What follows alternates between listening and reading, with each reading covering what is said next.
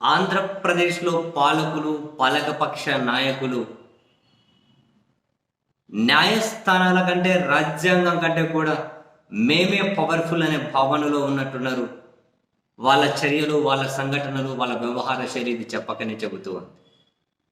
దీనికోసం చాలా సంఘటనలున్నాయి రెఫరెన్స్‌గా తీసుకుంటే. మరీ వెనక్కి వెళ్ళకుండా తాజా సంఘటనలే తీసుకోండి. 3 సార్లు హైకోర్టు ఆర్డర్స్ ఇచ్చినా కూడా ఒక మాజీ ఎమ్మెల్యేని తాడిపత్రిలో అడుగు కూడా పెట్టనివ్వని సిస్టమ్‌ని ఏమనాలి? ఆ ప్రభుత్వాన్ని ఏమనాలి? హైకోర్టు ఆర్డర్స్ 3 సార్లు ఉన్నాయి. శాంతి భద్రతల సమస్య ఎవరి వల్ల వస్తదో వాళ్ళను పోలీసులు హౌస్ అరెస్ట్ చేయాలి. వాళ్ళ మీద పోలీసులు చర్యలు తీసుకోవాలి. ఏ వ్యక్తి వెళ్తే శాంతి భద్రత సమస్య వస్తుంది అంటున్నారో దాన్ని క్రియేట్ చేసే వాళ్ళ మీద వాళ్ళు చర్యలు తీసుకోవాలా? ఏంటిదంతా? వెళ్తానన్న వ్యక్తి మీద వెళ్ళలేకపోవడం ఏంటి? వెళ్తే మేము శాంతి భద్రతల సమస్య సృష్టిస్తామన్న వ్యక్తి మీద ఏం చర్యలు తీసుకోకపోవడం ఏంటి? ఇదంతా ఒక ఎత్తు. హైకోర్టు ఆర్డర్స్ ఉన్న హైకోర్టును దేకకపోవడం ఏంటి? అండ్ ఇంకొకటి, మీరు ప్రభుత్వ ప్రకటనలు చూశారనుకోండి.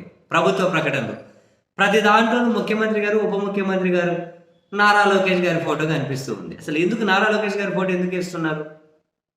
వాళ్ళు తెలుగుదేశం పార్టీకి ఎక్కువ కావచ్చు, ఆయన కాబోయే లీడర్ కావచ్చు. ప్రభుత్వం అని అంటే తెలుగుదేశం పార్టీనా? ప్రభుత్వం అంటే అది కాదు కదా. అసలు నారా లోకేష్ గారిని ఏ అర్హతతో వేస్తూ ఉన్నారు ప్రతి ప్రభుత్వ ప్రకటనలోనూ? సుప్రీంకోర్టు తీర్పు ఏంటి?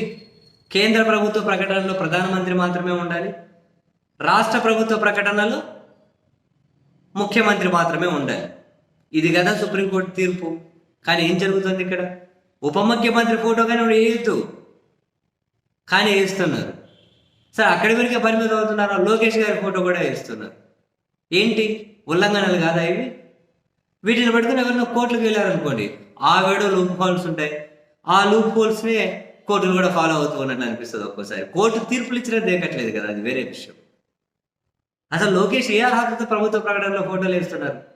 ఉప ముఖ్యమంత్రితో వేయొద్దు సుప్రీంకోర్టు తీర్పు, కానీ వేస్తున్నారు. అంటే హైకోర్టులన్నా లెక్కలేదు, సుప్రీంకోర్టులన్నా లెక్కలేదు.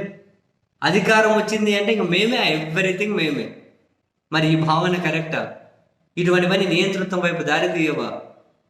ప్రజాస్వామ్య దేశంలో స్వతంత్ర వ్యవస్థలు, రాజ్యాంగ వ్యవస్థలు మొత్తం ప్రభుత్వాల్లో భాగస్వాములు అయిపోతున్నారు. అదో దరిద్రం. అండ్ ప్రభుత్వాలు కూడా అధికారం అంటే నియంతృత్వమే అని ఫీల్ అయిపోతున్నారు. ఇదొక దరిద్రం. ఎవరి మీద చర్యలు తీసుకునేటట్లేదు.